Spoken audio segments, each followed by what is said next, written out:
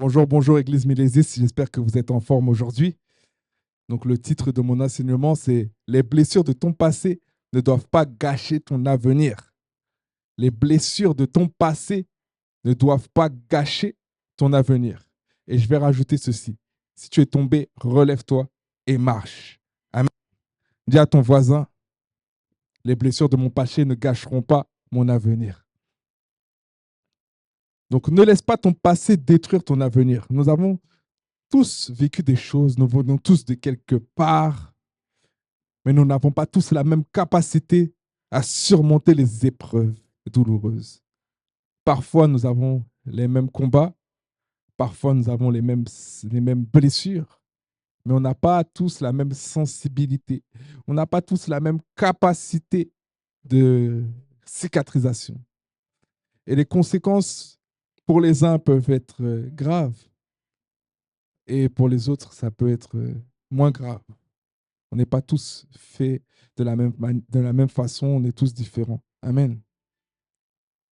Une personne peut avoir pardonné alors que l'autre n'a pas pardonné. Donc, du coup, cette personne qui n'a pas pardonné aura forcément des conséquences beaucoup plus importantes que cette personne-là qui aura pardonné. Amen.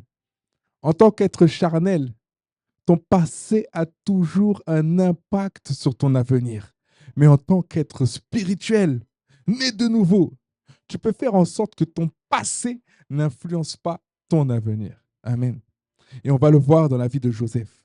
Dès son jeune âge, Joseph n'était pas aimé par ses frères. Il a commencé à leur raconter des songes que Dieu lui avait donnés. C'était des songes de Dieu. Mais ça n'a fait qu'accroître, en fait, les mauvais sentiments que ses frères avaient dans leur cœur vis-à-vis de lui. Et on va le lire dans Genèse chapitre 37, versets 12 à 28.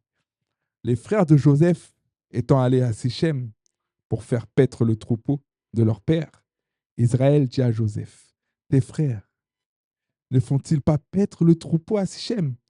Viens, je veux t'envoyer vers eux. Et il répondit, me voici. Israël lui dit, va, je t'en prie, et vois si tes frères sont en bonne santé, et si le troupeau est en bon état, et tu m'en rapporteras des nouvelles. Il l'envoya ainsi de la vallée d'Hébron, et Joseph alla à Sichem. Un homme le rencontra. Comme il errait dans les champs, il le questionna en disant, que cherches-tu? Joseph répondit, je cherche mes frères. Dis-moi, je te prie, où ils font paître leurs troupeaux. Je cherche mes frères. Et l'homme dit, ils sont partis d'ici, car je les ai entendus dire, allons à Dothan. Joseph alla après ses frères et les trouva à Dothan. Et le virent de loin. Et le virent de loin, et avant qu'il fût près d'eux, ils complotèrent de le faire mourir.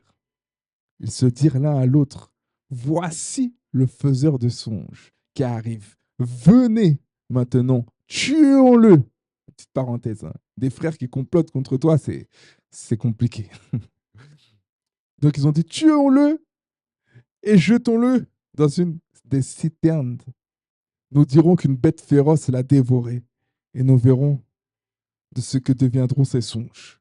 Ruben entendit cela, il leur délivra de leurs mains. Il dit, ne lui ôtons pas la vie. Ruben leur dit, ne répandez point de sang, jetez-le dans cette citerne qui est au désert et ne mettez pas la main sur lui. Il avait dessein de le délivrer de leurs mains pour le faire retourner vers son père. Donc, tu as toujours un frère qui n'est pas totalement pour. Tu as toujours un frère qui est là, qui est un petit peu avec toi. Donc, gloire à Dieu pour ce frère Ruben qui, qui Dieu a utilisé en fait pour qu'il ne soit pas tué au final. Amen. Donc, verset 23.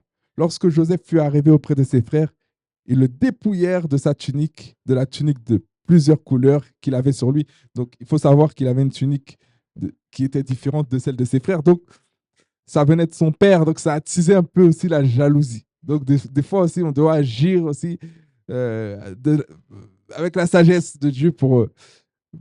voilà, tu donnes quelque chose à ton enfant que tu ne donnes pas à un autre enfant ou que tu ne donnes pas aux autres enfants. Bah, ça va attiser une jalousie. Donc, voilà, la Bible précise qu'il avait une tunique de plusieurs couleurs qu'il avait sur lui. Donc, Verset 24. Ils le prirent et le jetèrent dans la citerne. Cette citerne était vide. Il n'y avait point d'eau. Ils s'assirent ensuite pour manger. Ayant levé les yeux, ils virent une caravane d'Ismaélites venant de Galate. Leurs chameaux étaient chargés d'aromates de baume et de myrrhe qu'ils transportaient en Égypte. Alors Judas dit à ses frères, que gagnerons-nous à tuer notre frère et à cacher son sang? Venez, vendons-le aux Ismaélites et ne mettons point la main sur lui, car il est notre frère, notre chair. Et ses frères l'écoutèrent. Au passage des marchands madianites, ils tirèrent et firent remonter Joseph hors de la citerne et le vendirent pour 20 cycles d'argent aux Ismaélites qui l'emmenèrent en Égypte. Amen. Donc, comme nous avons pu le lire, il y avait comme une espèce de déferlante de haine contre Joseph. Joseph a été vendu et au final, il a servi avec excellence son maître Potiphar, pour faire court, on ne va pas lire tout ça, qui était officier de Pharaon, chef de garde. Il lui a confié le rôle de responsable de sa maison et de tous ses biens. Donc, malgré qu'il a été vendu, au final, les choses concourent à son bien. Amen. La Bible nous dit que Joseph était beau à tout point de vue. Et là, nous allons lire ce qui est arrivé pour que vous puissiez bien voir la situation plus en profondeur. Donc, Genèse chapitre 39, versets 7 à 20. La Bible nous dit, après cela, la femme de son maître porta les yeux sur Joseph et dit, couche avec moi. Il refusa et lui dit, mon maître ne prend connaissance de rien avec moi dans la maison. Il m'a confié tous ses biens. Personne n'est plus grand que moi dans cette maison. Donc ça nous montre bien la position que Joseph avait. Ses frères l'ont vendu, mais au final, il avait une bonne position auprès de son maître. Amen. Donc personne n'est plus grand que moi dans cette maison. Et il ne m'a rien interdit, sauf toi, parce que tu es sa femme. Comment pourrais-je commettre aussi un aussi grand mal et pécher contre Dieu? Donc, il ne dit pas comment pourrais-je commettre un péché contre Potiphar. Il dit comment pourrais-je commettre un aussi grand péché devant Dieu? Ça veut dire que dans toute situation de sa vie, il remet toujours Dieu au centre. Amen. Elle lui parlait tous les jours. Elle parlait tous les jours à Joseph, mais il ne l'écoutait pas et refusait de coucher avec elle, d'être avec elle. Donc, c'est même pas une persécution, c'est même pas une persécution d'un jour. La Bible dit que tous les jours, elle lui parlait, tous les jours. C'est-à-dire que tous les jours, le péché d'impudicité sonnait à sa porte, mais Joseph refusait de faire ce péché d'impudicité. Amen. Donc, elle l'attrapa par son habit en disant, couche avec moi. Lui laissa son habit dans la main et sortit. Lorsqu'elle vit qu'il avait laissé son habit dans la main et qu'il s'était enfui dehors, elle appela les gens de sa maison et leur dit, regardez, il nous a amenés un Hébreu pour abuser de nous. Cet homme s'est approché de moi pour coucher avec moi. Mais j'ai poussé de grands cris. Quand il a entendu que je me mettais à crier, il a laissé son habit à côté de moi et est sorti. Elle posa l'habit de Joseph à côté d'elle jusqu'à ce que son maître rentre à la maison. Et elle lui tint alors ce discours. L'esclave hébreu que tu nous as amené s'est approché de moi pour abuser de moi. Comme je me suis mise à crier, il a laissé son habit à côté de moi et s'est enfui dehors. En entendant les informations de sa femme, qui lui disait, voilà ce que m'a fait ton esclave, le maître de Joseph fut enflammé de colère. Il s'empara de Joseph et le mit en prison à l'endroit où les prisonniers du roi étaient enfermés. Il resta donc là en prison. C'est fort parce qu'en fait, on peut voir que le maître de Joseph, Potiphar, avait une très, très, très grande confiance en Joseph parce qu'il lui avait tout donné. Il avait l'autorité sur tout, en fait, sauf sa femme. Mais le fait qu'il ait enfreint cette loi, il n'a pas vraiment enfreint parce qu'en vrai, c'est un mensonge. Mais le fait que pour lui, il a enfreint, c'est-à-dire qu'il voilà, il l'a mis en prison. Parce que là, on peut voir à quel point une femme peut avoir beaucoup d'influence en fait sur son mari. C'est-à-dire que l'homme ne cherche pas à savoir si sa femme a tort ou raison, il donne toujours raison à sa femme, et même dans la bêtise en fait, pour mettre un innocent en prison.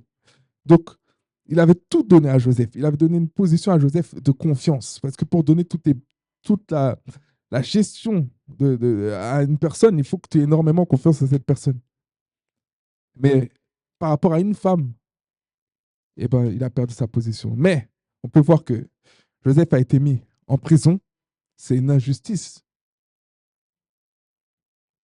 Au final, pour rendre l'histoire courte, Joseph, il a quand même prospéré dans cette prison. Parce que je ne vais pas tout lire. Il a quand même prospéré dans cette maison. Et un jour, il a donné l'interprétation des rêves à des prisonniers de cette même prison. Et il a dit à l'un, quand il va sortir de cette prison, de ne pas l'oublier.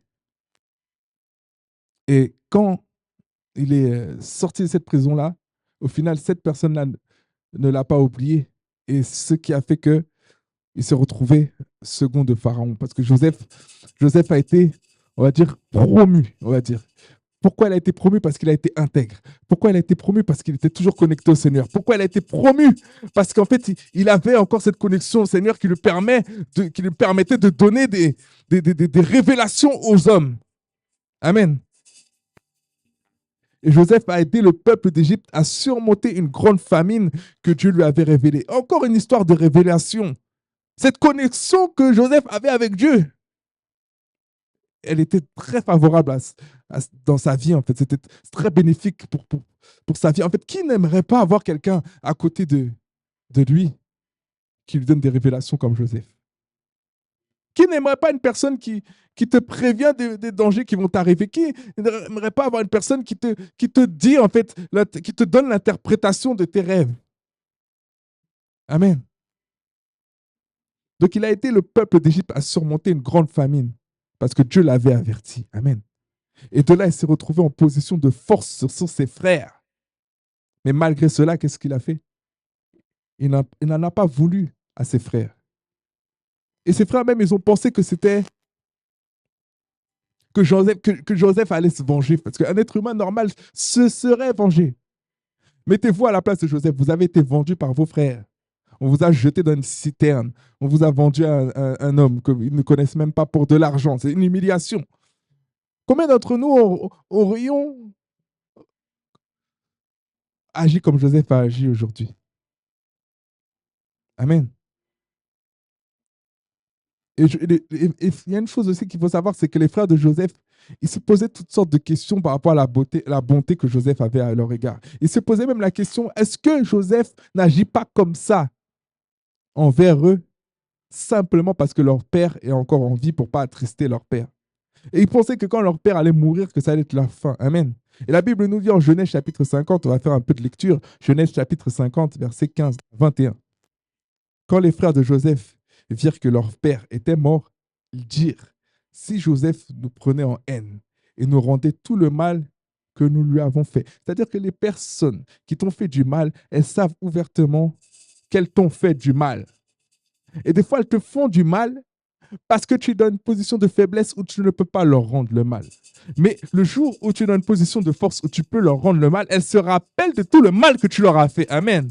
Et la Bible nous dit, verset 16, ils firent dire à Joseph, ton père a donné cet ordre avant de mourir.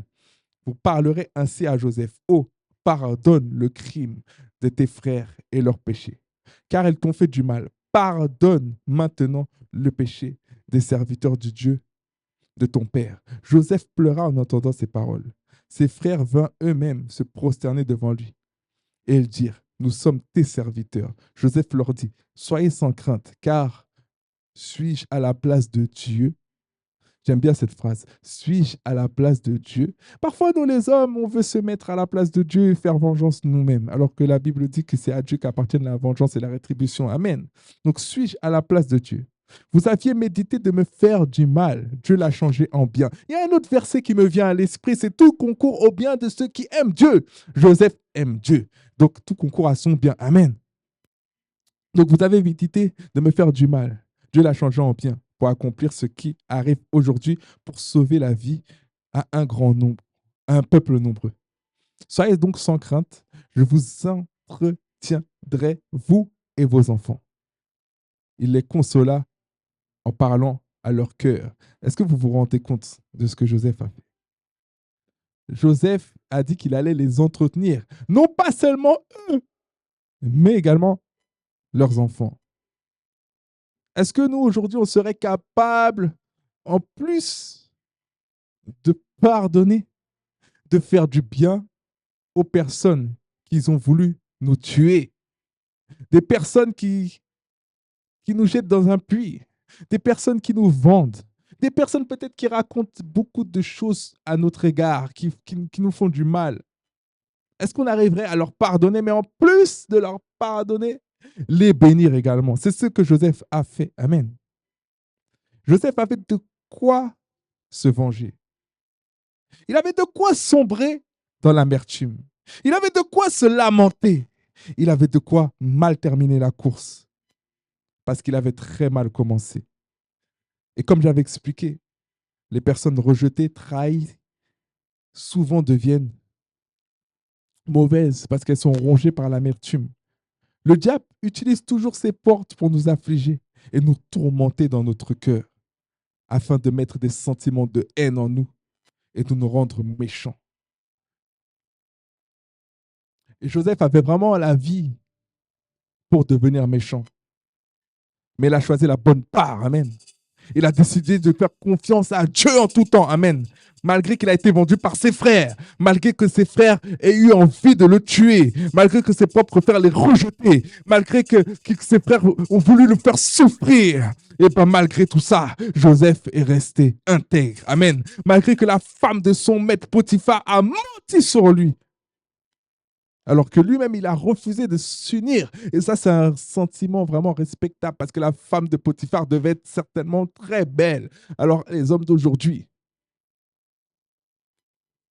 c'est un enseignement pour nous. Amen. Joseph a refusé de s'unir à elle. C'est-à-dire que c'est elle qui venait. Elle venait comme un marteau-piqueur, comme un rouleau compresseur dans ces moments de... Il était là dans la maison, dans ces moments de fatigue, les moments où il venait de se réveiller, ou peut-être il avait des envies. C'est un homme. Joseph n'est pas Dieu. Joseph est un homme, il a des envies d'homme. Amen. Mais malgré cela, il n'est pas tombé. Amen. C'est un enseignement. Et malgré tout ça, il faut comprendre que Joseph était avec Dieu dans cette souffrance-là. Parce que malgré toutes ces galères que Joseph a eues, la main de Dieu était sur sa vie. Il prospérait partout. Et il prospérait à tout égard comme prospère l'état de son âme. Parce que Joseph, il gardait son cœur. Amen. Joseph restait attaché au Seigneur. Et au final, il a été récompensé. Pourquoi? Par sa fidélité. Et au travers de la vie de Joseph, on peut voir que Dieu est fidèle. Donc, si tu passes par des tribulations aujourd'hui où tout te donne envie d'arrêter, et bien laisse-moi te dire que Dieu est fidèle. Et ce qu'il a fait avec Joseph, il va le faire avec toi. Dieu est un Dieu de justice. Dieu est un Dieu, il ne fait pas de favoritisme. Ce qu'il a fait avec Joseph, il va le faire avec toi. Amen. Et quand il a été récompensé en devenant le second de Pharaon, il a quand même pardonné. Il avait quand même les occasions de se venger parce qu'il avait la position, l'excellente position qu'il avait lui permettait de faire tout et n'importe quoi. Mais il est resté intègre. Amen. Beaucoup d'entre nous, si nous étions dans cette position, on aurait rendu le mal par le mal. Nous aurions utilisé cette position justement pour affliger nos frères. C'est-à-dire que peut-être on ne les aurait pas tués, mais on leur aura fait un tout petit peu la misère. Bon, bah toi, je vais te faire aller marcher dans le désert et revenir. On leur a fait quelque chose. On n'aurait pas laissé ça passer comme ça. Amen. Mais non, Joseph est resté intègre et craignait Dieu. Tu sais, le fait de craindre Dieu fait que tu restes intègre. C'est la crainte de Dieu qui te rend des fois intègre. Amen. Et le succès de Joseph ne lui est pas monté à la tête. Combien d'entre nous, à peine élevés, on commence à écraser les gens? Combien d'entre nous, à peine que Dieu nous donne une petite position même dans l'église, on commence à écraser les autres, les personnes qui étaient avec nous hier, qui servaient avec nous dans le même département, au même endroit, dans les mêmes conditions. Bien, le fait qu'on ait un poste supérieur, on commence à les écraser, on commence à les dénigrer, on commence à leur manquer de respect. Et c'est comme ça que Dieu ne peut pas nous élever. C'est pour ça que Dieu, parce que c'est de l'orgueil, il résiste aux orgueilleux. Donc, ce n'est pas parce que tu as été élevé que ton comportement doit changer à l'égard des autres. Amen. Joseph a décidé de rester le Joseph serviteur de l'Éternel. Il ne s'est pas dit, je suis le grand Joseph, le bras droit de Pharaon. Et comme je suis le bras droit de Pharaon aujourd'hui, Dieu, tu dois me regarder d'une autre façon. Je ne suis plus le même petit Joseph qu'on a jeté. Non, Joseph est resté serviteur de l'Éternel. Donc, peu importe ton élévation, reste toujours le serviteur de l'Éternel. Amen. Reste toujours intègre et droit. Joseph n'a pas laissé son passé corrompre son cœur. Ça, c'est très important. Ne laisse pas ton passé, tes expériences du passé, les situations de ton passé, les blessures de ton passé, les choses que les gens t'ont faites, tordre ton cœur, pervertir ton cœur, détruire ton cœur. Garde ton cœur, garde ton âme. Amen. On doit faire de même que Joseph. Ne pas laisser notre passé détruire notre avenir. Il a très mal commencé, mais il a très bien terminé. C'est vrai, peut-être, dans le passé, tu as été victime d'abus, mais refuse de changer. Dans le nom puissant de Jésus, je déclare que toi qui as été victime d'abus dans ta vie, ces abus n'auront pas un impact négatif sur ta vie dans le nom de Jésus. Dieu va utiliser cette situation pour que des multitudes de personnes qui ont également subi des abus puissent être délivrées, réconfortées, boostées par ta vie dans le nom de Jésus. Pardonne à tes frères, pardonne à tes agresseurs. Te venger, tu peux te venger. Mais si tu te venges, tu ne deviendras pas roi. Laisse-moi te dire que si Joseph s'était vengé, il aurait certainement perdu sa position. Amen. Il faut apprendre à lâcher. Il faut apprendre à lâcher notre vie passée pour ne pas gâcher notre futur. Le passé est parfois très lourd, mais si tu ne renonces pas à ces choses qui t'ont blessé, tu ne pourras pas prendre ton envol vers ta destinée. Il y a des choses dans ta vie que tu dois laisser derrière toi pour pouvoir décoller. Et tant que tu gardes ces choses-là en toi, tu ne peux pas décoller. Tant que tu gardes ces choses-là dans ton cœur, tu ne peux pas décoller. Vous savez, il y a des choses qui doivent couler pour que tu ne puisses pas couler. On peut voir quand il y a des tempêtes et que le navire commence à valser dans tous les sens. Pour ne pas que ce navire coule, parfois il faut jeter des choses qu'on a aimées, des choses qu'on chérit. Il faut jeter nos effets personnels, il faut jeter ces choses-là qu'on a emmagasinées dans notre vie pour que ce navire puisse continuer de flotter, qu'il ne puisse pas couler. Amen. Il y a des choses dans ta vie, il y a des choses qui te sont arrivées dans ton passé, que tu gardes dans ton cœur, qu'il va falloir que tu t'en débarrasses pour pouvoir atteindre le niveau que Dieu veut que tu atteignes dans le nom de Jésus. Je prie que ça soit ton partage. Je prie que ça soit ton partage. Que tu fasses de ton passé réellement ton passé pour entrer dans ta destinée. Amen. Tu as commis un péché dans le passé, lâche-le et avance. Dieu t'a pardonné. Ne reviens pas en arrière. Oublie. Tu dois oublier pour avancer. Oublie et avance. Concentre-toi sur le présent. Jésus dit, va et ne pêche plus. Va et ne pêche plus. Où tu es tombé hier, va et ne pêche plus. Où tu as commis des erreurs, va et ne pêche plus. Où tu as été blessé, demande pardon et va et ne pêche plus. Parce qu'il faut savoir que refuser de pardonner, même si ça paraît complètement loufoque et fou, refuser de pardonner pour un chrétien, même ça, c'est un péché. Parce que Dieu nous demande de pardonner. Ça doit être dans notre nature. Amen. Donc, tu dois te concentrer sur aujourd'hui et sur demain. Tu dois te concentrer sur ton avenir. Joseph savait qu'il ne pouvait pas commettre le péché sexuel avec la femme de Potiphar. Il a su dire non à la tentation quand elle s'est présentée à lui à plusieurs reprises. Il a su dire non. Combien d'hommes aujourd'hui n'auraient pas dit non? Combien d'hommes aujourd'hui auraient utilisé ce prétexte que cette femme est quand même une femme de position? Parce qu'en vérité, ça devait sentir la menace. Parce que si à plusieurs reprises, cette femme-là venait pour s'unir à lui, elle devait un petit peu le menacer, je pense, pour en arriver au point de mentir sur lui comme ça. Donc, combien d'entre nous, on aurait peut-être utilisé ce prétexte de pression pour commettre le péché? Trouver une excuse, en fait, pour commettre le péché avec cette femme-là et se dire, bah, elle m'avait mis la pression.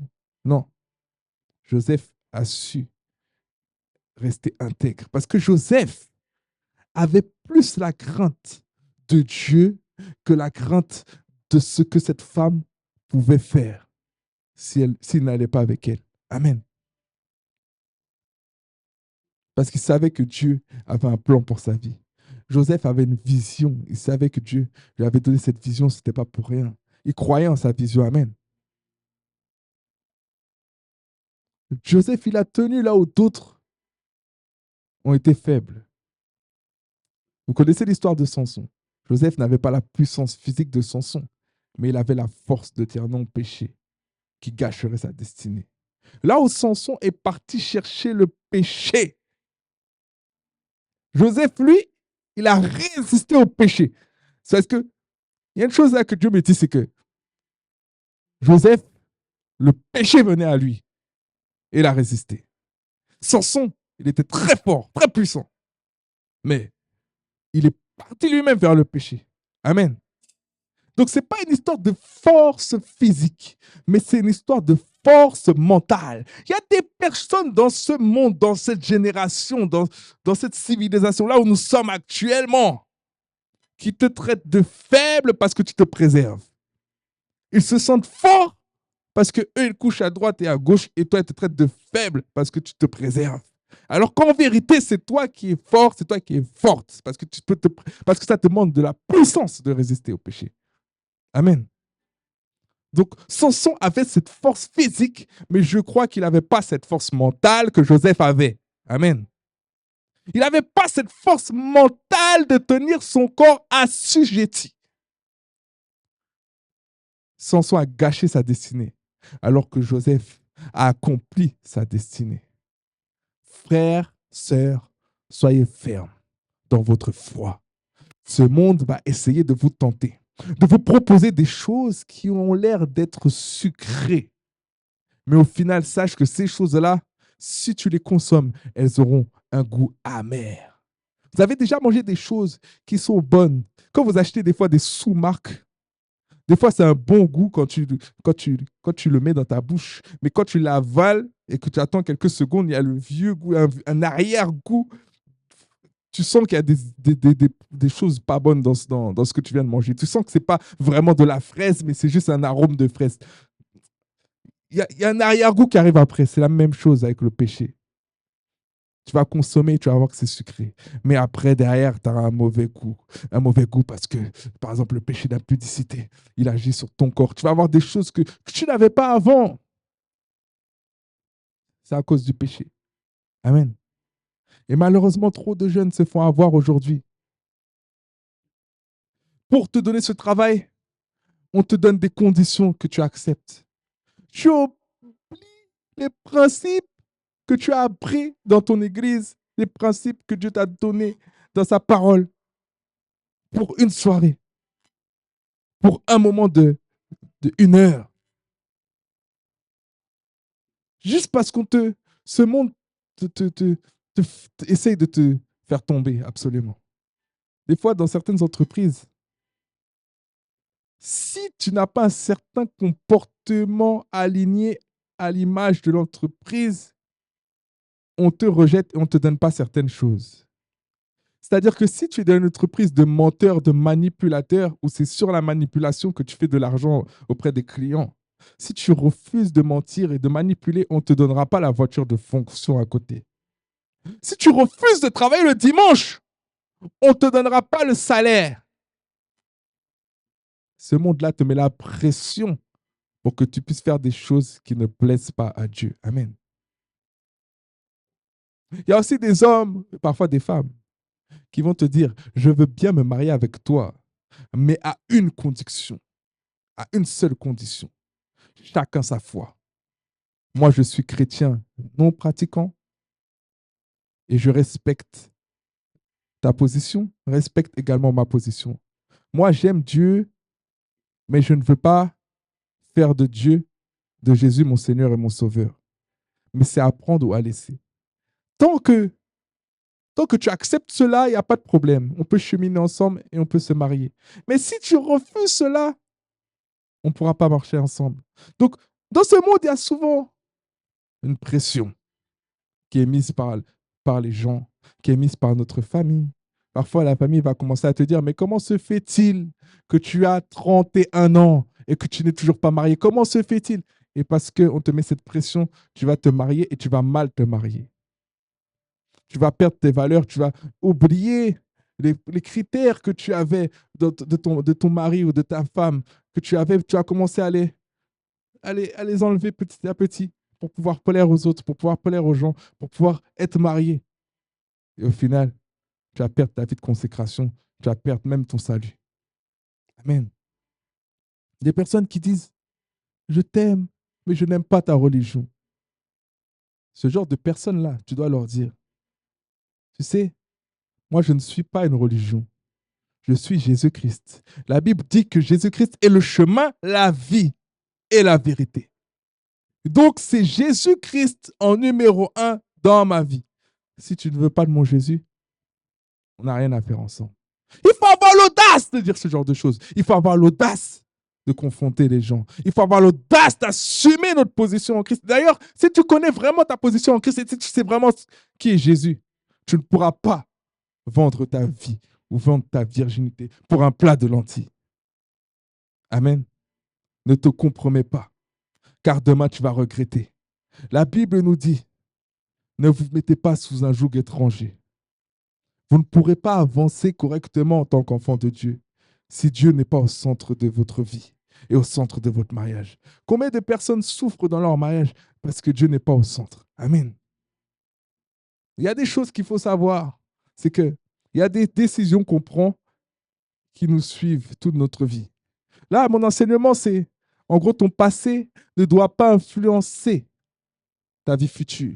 Mais s'il y a des alliances que tu as faites, ou s'il y a des choses, des erreurs que tu as commises dans le passé, qui sont toujours présentes dans ta vie actuellement, sache que ça va forcément impacter ton futur et ta vie future. Amen. Donc, ne commettons pas d'erreurs, ne faisons pas les choses mal. La Bible nous dit, résistez au diable et fuira loin de vous.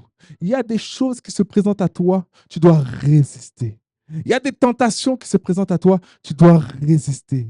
Il y a des choses qu'on va te proposer qui sont alléchantes, qui ont un goût sucré, mais tu devras dire non et résister parce que tu as une portée, tu as une vision du futur. Tu vois les choses loin. Tu ne vois pas aujourd'hui. Tu ne vois pas à l'instant présent, mais tu vois demain. Tu vois après-demain. Tu vois l'année prochaine. Et si tu sais que ces choses-là ne vont pas t'aider demain, ne les fais pas. Amen. Il faut savoir une chose, c'est que chacune de nos actions a une conséquence. Donc veille à ne pas faire d'erreur. Et pour les erreurs de ton passé, laisse-les, lâche-les, pardonne, rectifie, change et prends un autre chemin.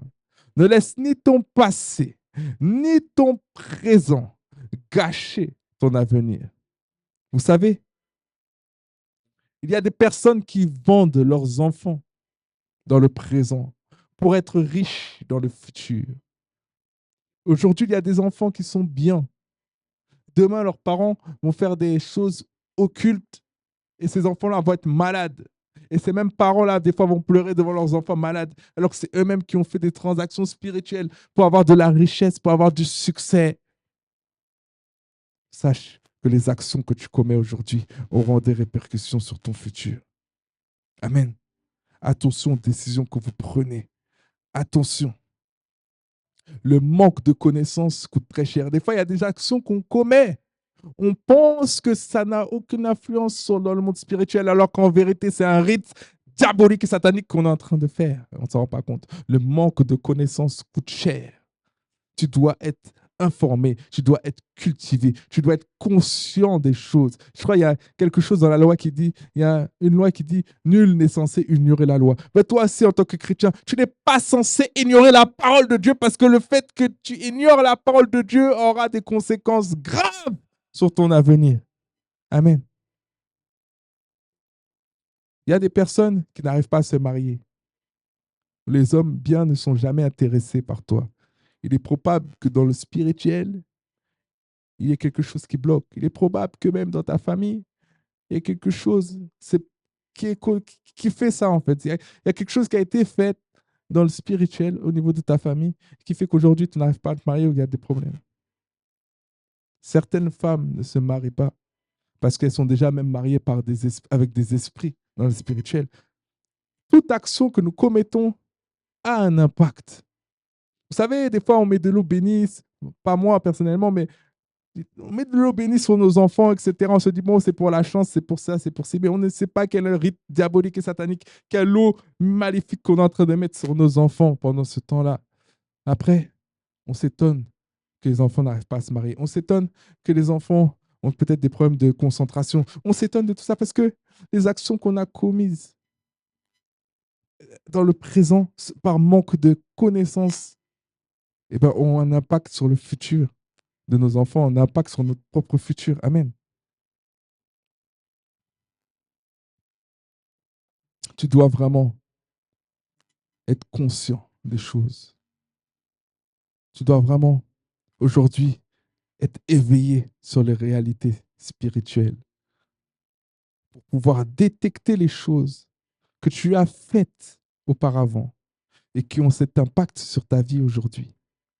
Parce qu'il y a des choses qui ont un effet domino. C'est un effet domino. Quand le premier domino tombe, il tombe sur le deuxième domino qui fait tomber le troisième domino qui fait tomber. C'est une réaction en chaîne, une réaction en cascade. Et des fois, c'est une toute petite chose que tu as fait dans ton passé qui empêche ton avenir d'avancer. Donc aujourd'hui, ma prière, c'est vraiment que le Saint-Esprit te révèle.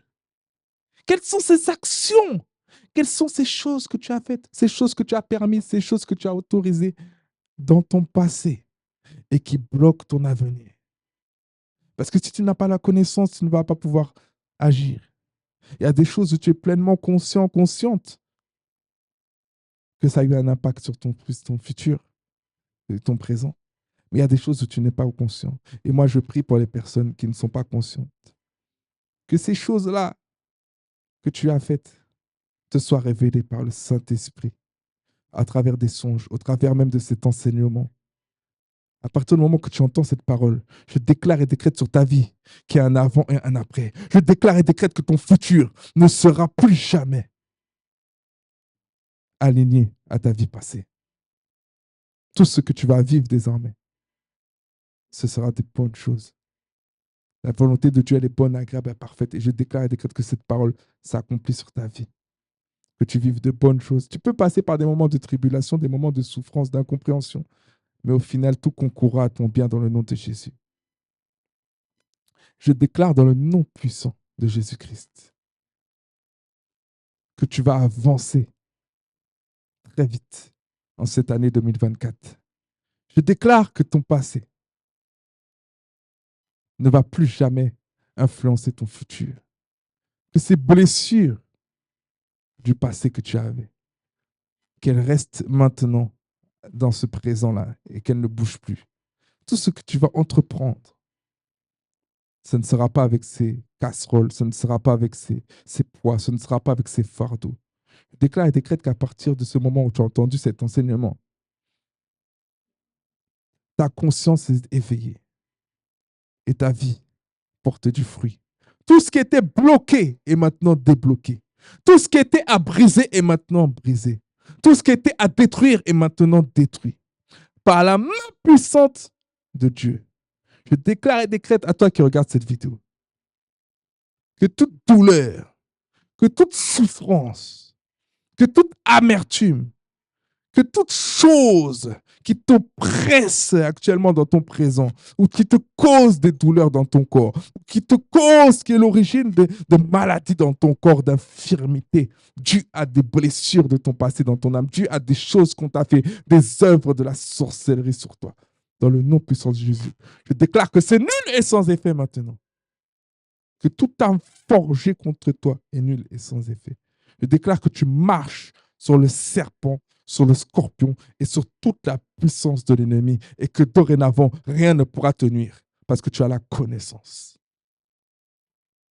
Et je déclare que maintenant, tu lâches tes fardeaux, tu lâches tes problèmes, tu lâches tes offenses, tu lâches ton ancienne vie. Tu lâches ces poids, ces chaînes qui t'empêchent de t'écoller. Et ces chaînes sont brisées maintenant. Ces chaînes sont détruites maintenant. Ces chaînes prennent feu maintenant dans le nom de Jésus. La Bible nous dit que la parole nous libère. C'est la parole qui nous libère. Et la Bible dit également que Dieu dit que son peuple est détruit parce qu'il manque de connaissances. C'est par le manque de connaissances que tu es en train de vivre certaines choses aujourd'hui. C'est par le manque de connaissances qu'il y a des afflictions que tu as aujourd'hui. C'est par le manque de connaissances que ta vie est bloquée aujourd'hui. Mais sur cette parole, sur ce verset, je déclare que la lumière de Dieu te donne la connaissance, te donne une soif d'aller dans les Écritures, te plonger pour avoir les révélations que tu dois avoir, pour avoir les rémas que tu dois avoir qui vont faire péter les jougs qui t'empêchaient d'avancer. Que le Seigneur te donne des directions claires. Et en tant que prophète, je prophétise sur ta vie que toi qui regardes cette vidéo, toi qui honores l'homme de Dieu qui est en train de te parler, toi qui as du respect, de la révérence pour qui je suis, parce que tu honores l'homme de Dieu qui est en train de te parler, le Seigneur va t'ouvrir des portes grandes et d'un accès efficace. Je déclare et décrète que tout ce qui était bloqué dans ta vie est débloqué maintenant. Je détruis maintenant les œuvres de l'ennemi. Je détruis maintenant les œuvres des ténèbres. Je détruis maintenant tout autel qui a été levé, dressé pour parler contre toi. Et je déclare que par la puissance du Saint-Esprit, un feu est en train de détruire ces autels. Un feu est en train de détruire ces esprits qui parlaient contre ta vie. Un feu est en train de briser ces chaînes qui retardaient ta vie, qui retardaient ton mariage, qui retardaient tes bénédictions. Et je déclare que parce que tu as cru, tu verras la gloire de Dieu. Tu donneras ton témoignage. Que Dieu te bénisse. Et c'était mon enseignement. Et on se dit à la semaine prochaine pour un prochain enseignement dans la présence de Dieu. Merci Seigneur pour ce moment que tu nous as permis de passer ensemble en famille. Je prie que tu puisses bénir quiconque regarde cette vidéo. Que tu puisses penser les cœurs, que tu puisses restaurer les cœurs, que tu puisses leur donner la joie de vivre, que tu puisses leur donner de la vitalité au travers de cette parole. Et je te remets ma vie entre tes mains, afin que ma bouche pèse sur une bouche où il y a de l'eau douce qui sort, pas de l'eau amère. Parce que d'une même source, il ne peut pas avoir de l'eau douce et de l'eau amère. Je refuse d'avoir des mauvaises paroles qui sortent de ma bouche. Je refuse d'avoir des comportements qui ne glorifient pas Dieu. Dans le nom puissant de Jésus, j'ai ainsi prié. Amen.